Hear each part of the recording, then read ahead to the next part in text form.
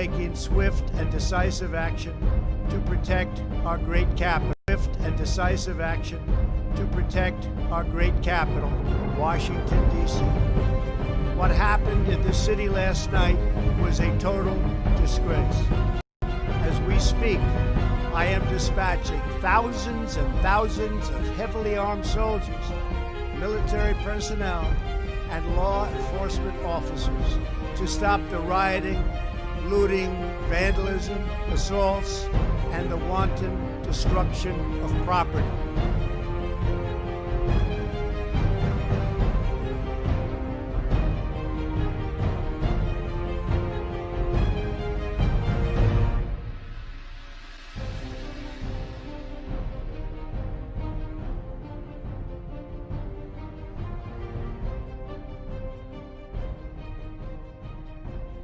Hello, everyone.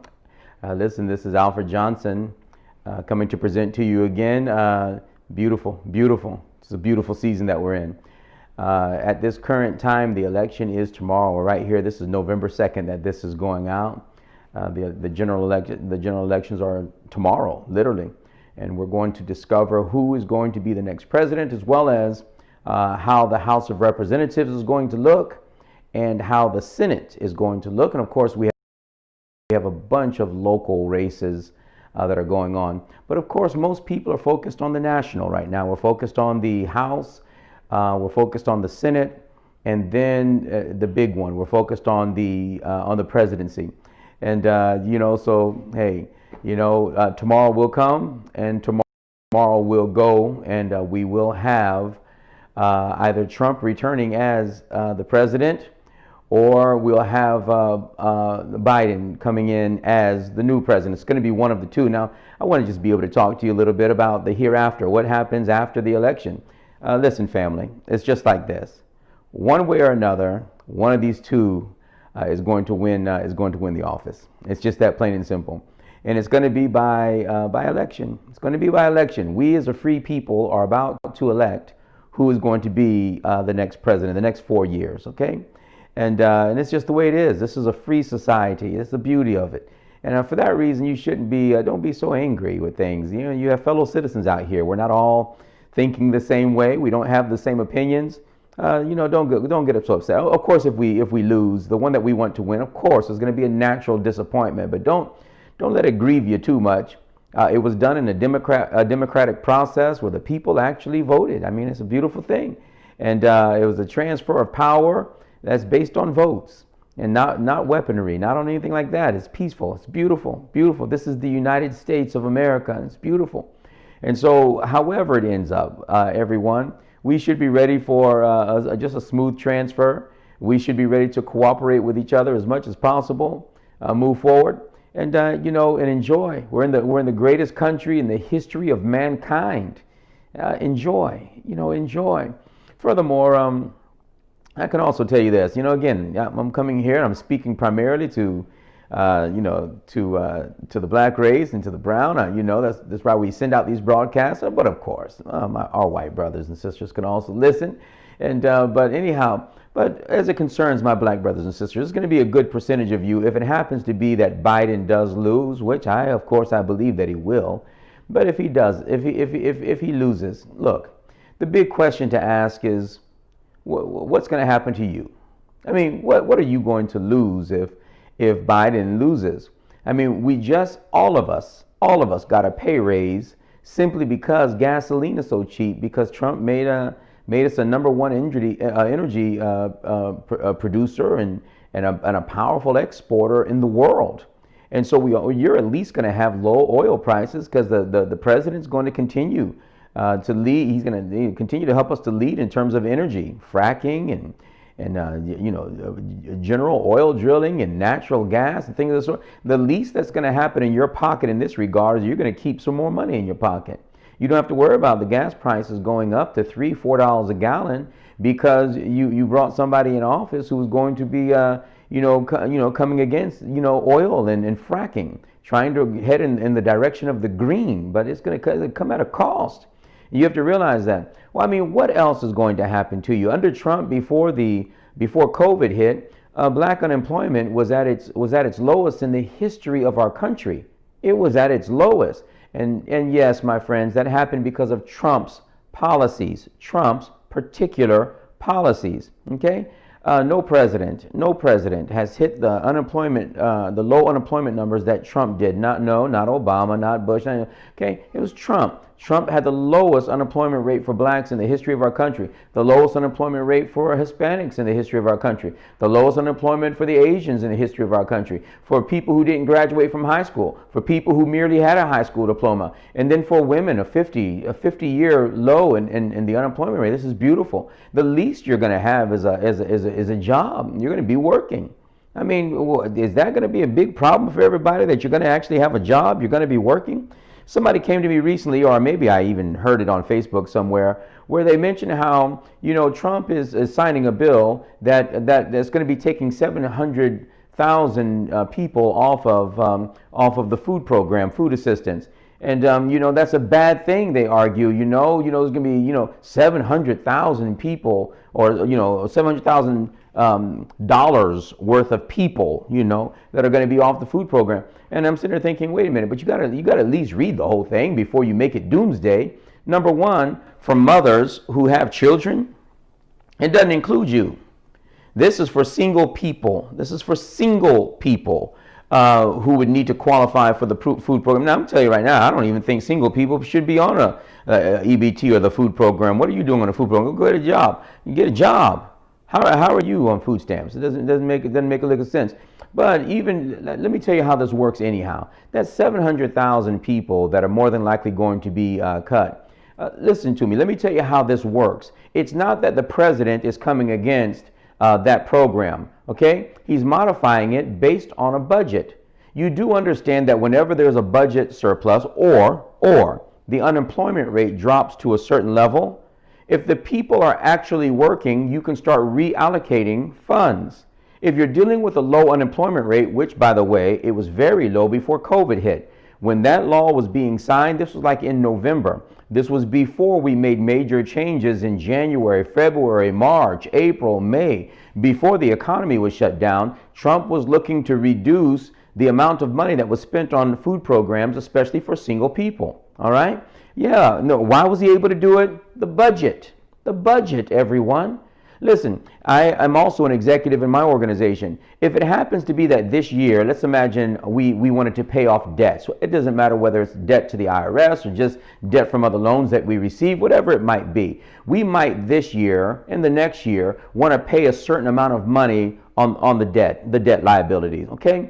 And so we pay. At the end of the 2 years, it becomes very clear that we have that debt so well managed that we don't have to spend so much per year, and we can reallocate some of those funds to something else. Now, if you were going to use the media's way of communicating, you would end up saying something like this: when I reduce the amount of money I'm going to spend on my debt, the media would say something like, Alfred Johnson determines that he's not going to be, reducing his debt by the same percentage that he was before. Does he value being debt free? Does he value paying off his debts for him to cut so much money on debt payments? Yeah, but then that's what the media would do. That's the same kind of scenario of what they do right now with Trump and the 700,000 that'll be removed off of the food program. And that's just so completely dishonest. The reason why I would cut my debt payments is because the debt payments are more manageable. I've already paid a good deal on them, and now they'd be more manageable, so now I can reallocate funds to take care of some other high priorities or even mid-level priorities because the other one is manageable. In our country, if the unemployment rate is very low, country's doing well, the income of people is rising, which was happening in November. When that occurs, you are now able to reallocate funds. Those single people are now working. When you have the blacks experiencing the lowest unemployment rate in the history of our country, that means that the blacks are working, which means that they're going to be able to go ahead and take care of their own food. Therefore, you can reallocate some of those funds that were used for food stamps on something else. Now, is that not simple enough, everybody? So the least that's going to occur is that we're going to be working, nation's going to be prosperous, we're going to grow. Listen, those are the Democrat states that are right now remaining closed because of COVID. They will be opening back up. All right, the unemployment again is going to drop. It's absolutely amazing things. That's the least that's going to occur. That's the least that's going to happen. That your jobs are going to be good. The price of energy is going to remain low. These things are going to continue. Law and order and the support for the police is going to continue under this president. You can guarantee that the communities are going to be safe because the president has a major focus on law and order. Folks, it's just the way it is. And if there is any kind of big social strife, yes, he's going to strengthen the police. Yes, he's going to call in National Guard. He'll do all of that. To make certain that we're maintaining law and order in our communities. That's the least of what's going to be taking place. There's not going to be anything damaging to the black community or the brown community that's going to occur as the result of Trump winning the presidency. So you can go ahead and chill out. I mean, what's the problem? You're not going to have a problem. By the way, what big problems have you had over this 4 years apart from the media irritating you? What problems have you had? The unemployment rate has dropped. Your family has more money. And your gas prices are much lower. How in the world are you suffering under a Trump administration? Huh? How are you suffering?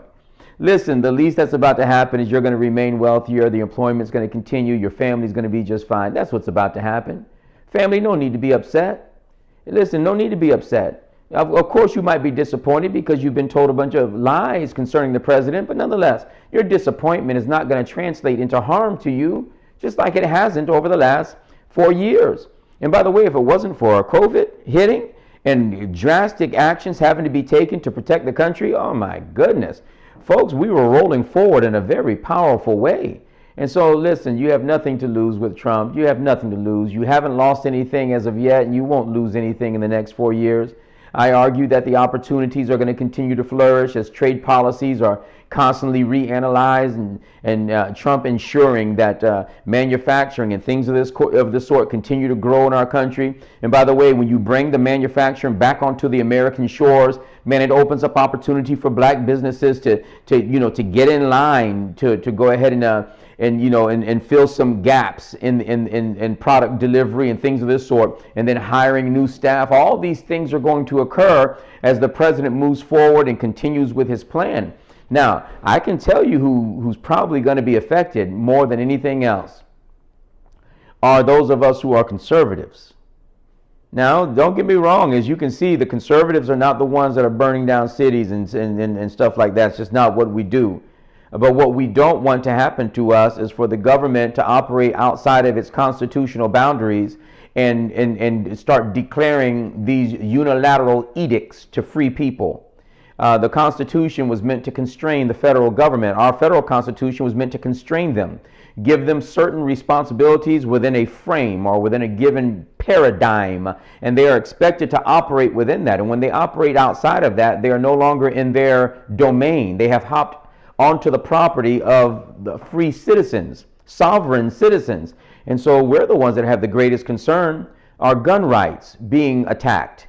They see that becomes that's a great issue with us. That's quite huge. We're also dealing with the willingness for the other party to redefine family and try to force churches to perform weddings for people that are not engaged in traditional marriages. See, we're the ones that would have major things thrust upon us if it happens to be that Biden wins. Not to mention you as well, okay? Because the price of energy is going to go back up again.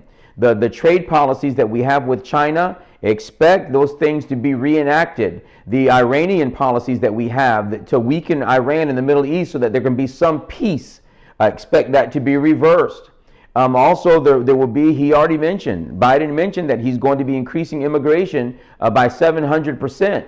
And by the way, he also mentioned that he's going to, that ban that the president has against let's just say terrorists coming from terrorist nations, densely populated terrorist nations. Right now, there's a ban on them coming into our country. Well, Biden mentioned, folks, I'm not giving you an opinion. You can look it up on your phone. This stuff is so easy. You can look it up and hear it from his own mouth. He's going to X out Trump's protection of our country. He's going to allow these people to come in. He's going to argue about the southern border, anticipate cheap labor coming across the border, making it more difficult for blacks to get the jobs that we should have, the black Americans that we should have. Expect the unemployment rate, therefore, to correspondingly go upward as people are able to move freely across the southern border. Okay, you're going to have to expect all of this. So really, those of you, if Trump wins, especially again, if you're black, you lose nothing.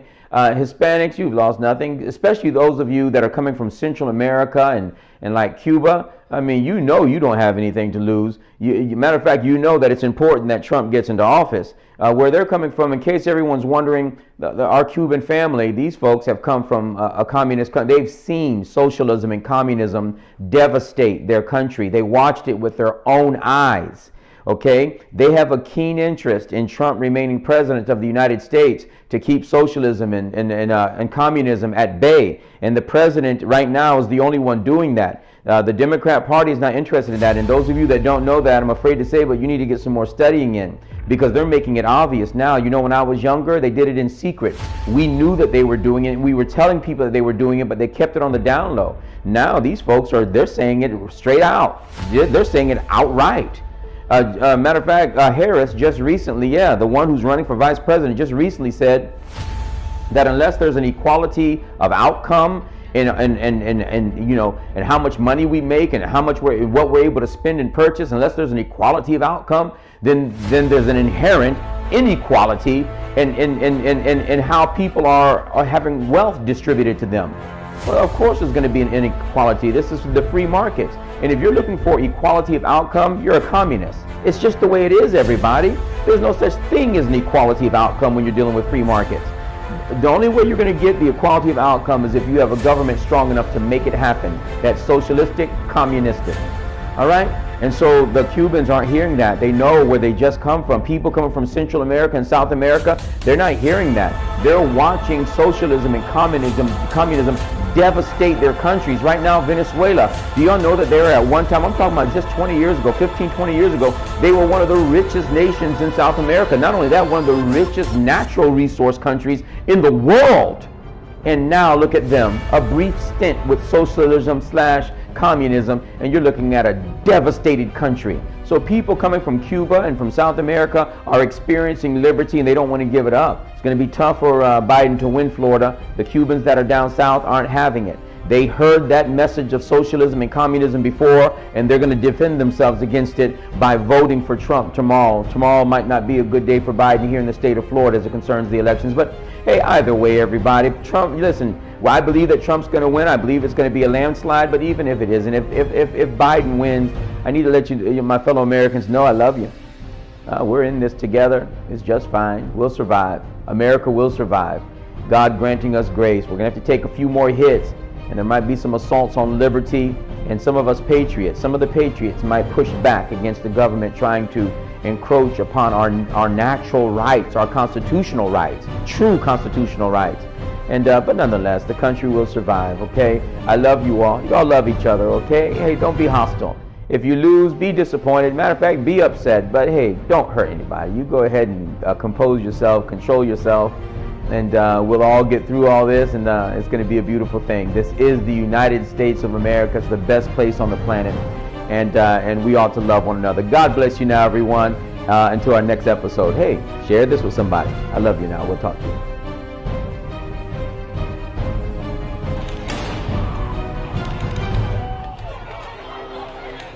I am also taking swift and decisive action to protect our great capital, Washington, D.C.